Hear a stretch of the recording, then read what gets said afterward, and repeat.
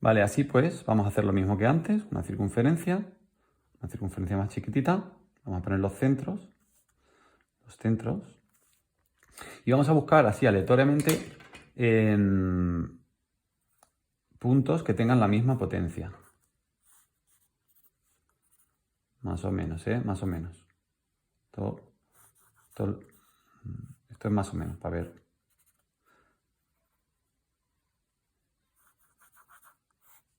Esto puede ser para arriba y para abajo, ¿Veis? Todos estos puntos, N, voy a hacer con la boli, N, M, S, tienen la misma potencia las dos circunferencias, ¿vale? Y hemos dicho que este era el eje radical. El eje radical, como os he explicado, vale. Pues vamos a ver qué sucede. ¿Qué pasa si yo junto los dos centros?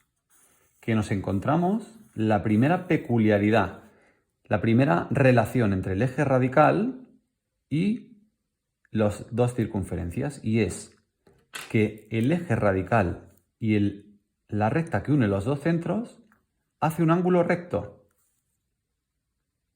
Siempre, primera regla para este juego de encontrar los ejes radicales. Primera regla, el eje radical es perpendicular a la recta que une C1 y C2. ¿Sí? Vale. Y segundo, vamos a hacer dos circunferencias.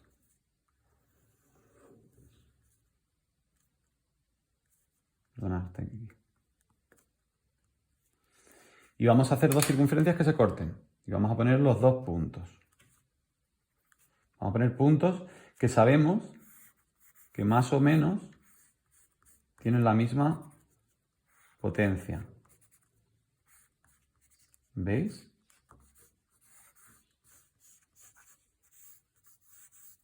Yo esto me sé por dónde va a pasar el eje radical ya, pero esto, lo suyo, si estuvieseis conmigo, si esto lo estuviésemos haciendo en clase, pues yo dejaría que os dieseis una vuelta, os pegaseis 10.000 horas haciendo puntos, para que os dieseis cuenta que justo los puntos N, M, S, T, que tienen los mismos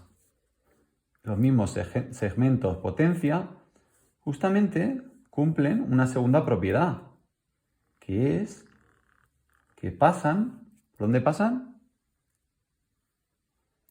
Por los puntos de corte de las dos circunferencias. Así que segunda regla, en dos circunferencias secantes, el eje radical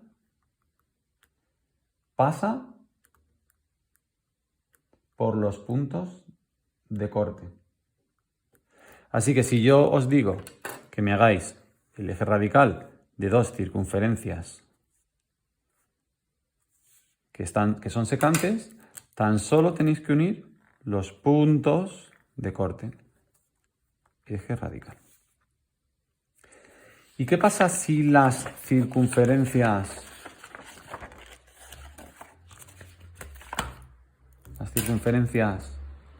son tangentes?